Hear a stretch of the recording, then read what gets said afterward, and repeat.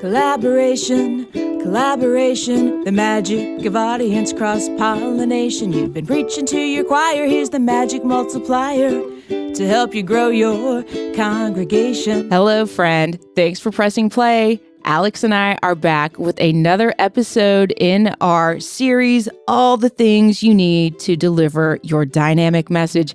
And this episode is all about message delivery. So you know you have a message. Yes. So you have a message. What do you do with your message? Like, how do you focus in on that message? Well, how did we focus in on this message, Jen? We got together and we knew that there would be some great energy around what we do, that there were parallels between the speaker world and the podcasting world. I think the first key for us was figuring out how many episodes we wanted to do in this series, and then narrowing each episode down to one main idea. Because just because you know about all the things, it's not necessarily doing anyone any good if you try to share all the things at once. Would you say that's correct? How do you feel about that? That's accurate. So how we structured this or how we built this was we knew that we wanted to put together a podcast that dealt with all of the things that go along with speaking and podcasting. We wanted to talk about the similarities and we wanted to talk about the differences. And so we picked a certain number of things that we wanted to cover. And from that list, I mean, I think there was even a paring down process. We brainstormed, really, is where we went. So we threw everything up against a wall. Like, here are all the things that we could potentially talk about. And then we identified, okay, what are the 6 things that people must have with all the things? I am just riffing it and not making any sense at all, am I? Does this work? Yeah, because that's exactly what we did. We knew that there were overlaps, but we didn't know until we sat down and had the conversation. We didn't really know exactly what that was. So we had to do a little exploration and find out, oh, how does this work in your world? Well, how does this work in the podcasting world? Oh, look, there's overlap. How convenient. That should probably be something that we talk about on one of these episodes in the series. Yes. So it really starts with, okay, number 1, you have the desire to do this. You know that you have something that you want to talk about. So it's either going to be your business, it's going to be a collaboration with your business. It could be, I don't know, what are some of the other things people talk about on a podcast? Things that they're passionate about, travel or music or storytelling. There's podcasts for everything. So exactly. So first thing you have to decide is what is it that I'm going to talk about? The next thing that you're going to talk about or that you're going to decide is what are all the areas we're going to brainstorm, put all of those pieces out there. And then from there, shape it into how many episodes could I make out of this? How many episodes do I want to make out of this? Right. Am I right? Yeah, you're absolutely right. And how much do you want to include in one episode? So how much is right to include in an episode? I think it depends on the show and the audience and what the host's intention is. A lot of it comes down to knowing your audience and what they want, and then how you can serve that content up to them. So I listened to a podcast the other day from the Smithsonian Museum, and it was really cool because it was all about kind of creative disguises. And it was about 20 minutes long, but they had 3 very distinct stories in the way kind of disguising was used in nature and history, but it all had that central theme. But then there were these 3 totally different stories that all supported that. So you can do it that way, or kind of like we're doing. We know that this first episode is about message delivery, and we thought it would be good to share exactly how we came up with what our message is for this series, why we're breaking it down. Because for me as a listener, if I'm looking specifically for information, like if I've got a question and I'm seeking information of how to solve that problem or answer that question, if I can go and find it in a podcast and it takes me 10 minutes to find it and I don't have to listen through 60 minutes, I'm going to love that podcaster for providing me that answer and getting right to it, rather than I have to listen to them talk about 10 other things before they get to what I tuned in to find out. So that's really interesting because I think about that in terms of the speaking world is that's your through line. So it's a through line in storytelling. It's a through line here. What is that central theme? We're going to talk about it in various capacities, either educational and or story, and give people just enough information to keep them engaged. Do I have it right? Yes, that's how it works in the podcasting world. I love it. So, Alex, once you've decided what that through line is, then how do you decide what stories to share to support it? Well, so... Or what do you look for in a story that's going to make it a good story to support that through line? Oh, that's a better question. What do you look for in a story? So if we're talking about finding a message, I'm going to use our example first. You're going to be looking for what sorts of things do I know? Have I either had happen to me, happen to a client, happen to someone I know, a friend or colleague, that deal with the concept of finding a message? The story I would tell right away is that we had to go through what I call like the iterative process over and over again. What is our message behind this? What is, and it might have started off as one podcast thing. And then it became, oh my gosh, this is a succession thing. And, as we're determining our messages, we threw all sorts of things at the wall and none of them stuck until we came up with it. We're going to go through all the things. So that's even a story in and of itself. You want stories that your audience will relate to. So what do you know about your audience and the messaging? So many of my people struggle with even identifying what their message is. So I might tell a story about a client who was struggling to come up with their message. They had 10,000 things that they wanted to talk about, and none of them were related. So I might walk you through the process of, hey, this is how we came to determine what their message is. Or you might have a story about someone who's got a really compelling message. All they needed was the person to help support them in getting that message out. So when I think about stories, it's what is my audience most going to relate to? What are they going to see themselves in? That totally makes sense.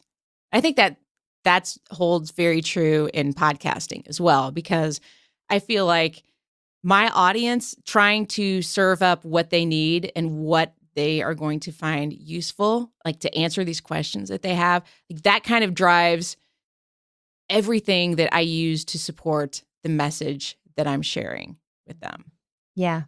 I think humor is also a fabulous tool. It's one of my favorites. We love stories that make us laugh, right? Any stories are designed by their nature, they evoke emotion.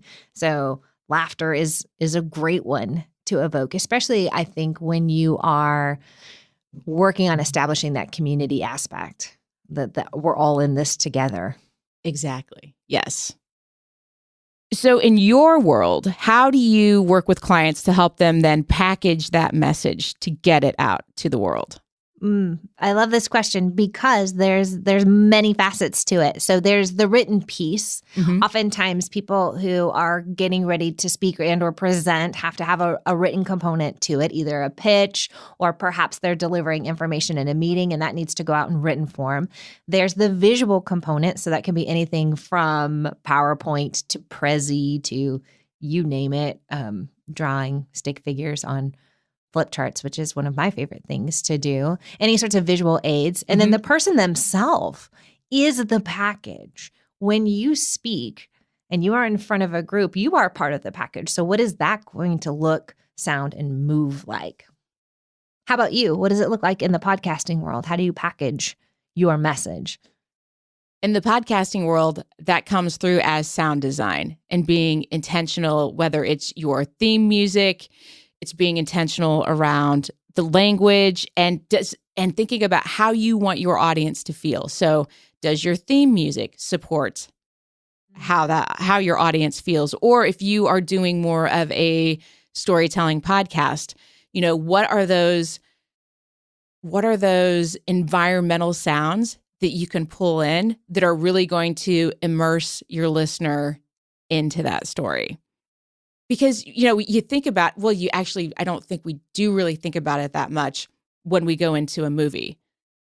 But like you go into a movie like Star Wars And there's so much sound design. There's the lightsabers, there's all of the ships, there's the sounds of the Death Star. There are all these. Can you tell I'm super geeked on Star Wars still? Yes. And that's got some of the best sound design ever. And so that has me, I kind of think, how in the podcasting world can we then incorporate, whether it's, nature sounds or anything in our environment that are going to support that story and that are congruent with the story. Like, I don't want to hear a sad story and, some really super happy music. Like, don't confuse your audience, don't confuse them. So the corollary is the visual component to speakers. If I flashed a PowerPoint, and if I were talking about clarity and being concise with your message, and then I slapped up a slide that had 400 words on it. Yes, that's it. It's the things have to be intentional and consistent or congruent with each other. They have to make sense, go together. Oh, I like it. I don't think we would have even gotten there had we not been sitting across from the table having this conversation. Nope, not at all. You have to show up and do the work and start talking to figure all the things out. I think that's an important thing to note when it comes to messaging. I think many people want to have it right the very first time. Mm-hmm. They get frustrated easily with the process of, well, I just want to say it and I'm just going to get it out there. I'm just going to stick it out there instead of sticking with the refinement of it, Mm-hmm. that we have to say things over and over and over again to get our messaging just right. So think about politicians do this. They say things and they rehearse them, they practice them, they toss things out, they try it with other people. And I think that that's a really important component, not just of speaking in general, but it has to be in podcasting. There has to be a rhythm and a flow to it of getting used to how do you continue to practice and refine whatever it is your message is. Like you say really well, getting things out for the greater good of the world. Mm-hmm. That is a consistent theme of your messaging, and I hear that. And I'll just share with our good friends that are listening to this, because we're all friends here. Alex totally called me out on some of my messaging before we started recording this podcast, because she was like, Jen, that is just like, what is that word? Like, it doesn't even go. And it's great to have people in your circle, people that you are comfortable with, that can say, hey, what are you trying to do with that word or with that message? Because that is so not who you are. So thank you for being that person to call me out on my stuff when my message was not congruent at all with who I am and what excites me and the work that I like to do in the world. Mm-hmm. That's a great point, is to, again, test out your messaging with people that you trust. Mm-hmm. Does this fit? Does this make sense for who I am and what I do? Am I comfortable with it? Man, check your gut. Right. I think many times we take on messages, and when you don't fully own it, it shows. Yes. People can sense and feel that from you. Because after we drilled down a little bit into what my messaging, what really feels right to me is I want to make podcasts with people that want to get their message out into the world. And I'm going to have to beep that a lot, but it's going to feel really good, because that's who I want to work with. Those people that are just, their soul is on fire with what they want to do in the world. Yes. And I love that so much. But if I tried to say that, if I was like, hey, I want to make presentations with people, you can hear me say it. It sounds ridiculous, because that's not who I am. I am passionate about working with leaders, and I'm passionate about working with people who want to get better at the message that they need to get across. That I love working with people who either have a high drive to take something great and make it better, and or, man, maybe they're a little uncomfortable and it feels weird and it feels awkward and they need some help pushing that message into the world. Those are my people. Oh my God, I'm your person. You are. I wasn't going to release this to the whole world right now, but I mean, we might as well since we're here. Jen's one of my people. Yeah. Getting people comfortable in their own skin so they can command a room. So they do create confidence, because it's really hard to create confidence in other people if you don't have it in yourself first. Oh, that's true. And you know what? I think we're just going to leave it right there. I would drop the mic, but I know from one of your beautiful posts that I am not supposed to drop the mic. I am not supposed to drop this mic. I'm not even holding it. But I'm not supposed to drop it. So, Alex, to wrap this up in a clear, concise manner, what are your 3 takeaways then, the 3 primary steps to focus on for message delivery?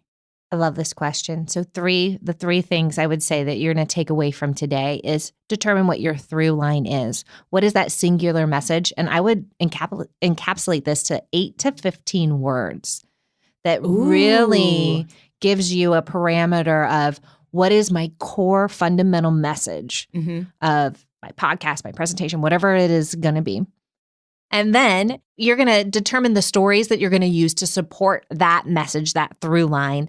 And then you're going to refine it. And that process goes on, in my mind, perpetually. We're in a constant state of refining our messages, refining our podcasts, refining our speeches, our presentations. That is a constant process for us. It is. That was really profound. And we're going to leave that right there. Thank you so much for listening. If you found a little nugget of wisdom in this, do not bogart the messaging wisdom. Share it with a friend. And we would love to continue this conversation over on LinkedIn. We'd love for you to share any of your big takeaways from this, or how you are using stories to share your own message. We love examples. We love stories. We love conversations on LinkedIn. Find us there. I am Jen Eads, EDDS, and Alexandra Raffato, RU RU, F as in Frank, ATTO-Perry. You can find me there. And Alexandra is ALEXANDRA.